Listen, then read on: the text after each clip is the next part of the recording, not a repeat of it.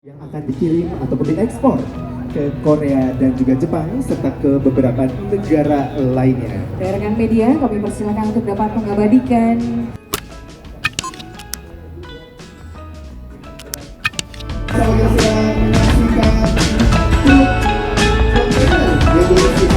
Syederalun, Direktur Utama BSI Heri Gunardi melakukan pelepasan kontainer berisi ikan beku yang akan diekspor ke berbagai negara.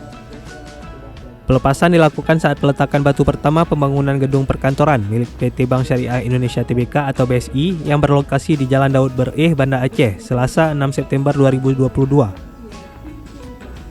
Sebanyak 30 ton ikan bandeng itu berasal dari desa binaan BSI, yaitu Desa Menasa Hasan, Aceh Timur. Dikatakan Heri, BSI bersama dengan BSI Maslahat membantu peningkatan ekonomi masyarakat lewat pendampingan.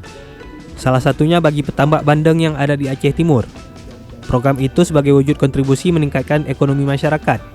Karena BSI juga berfokus dalam program pemberdayaan dan pembangunan desa.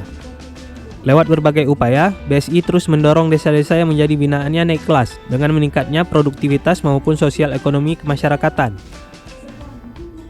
Di bawah binaan BSI, Kampung Menasa Hasan ditetapkan sebagai Desa Berdaya Sejahtera Indonesia yang diproyeksi bisa go global.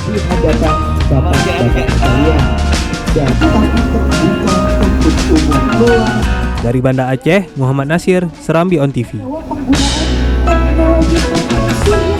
Bagian sebentar kita akan sama-sama masuk ke inti acara.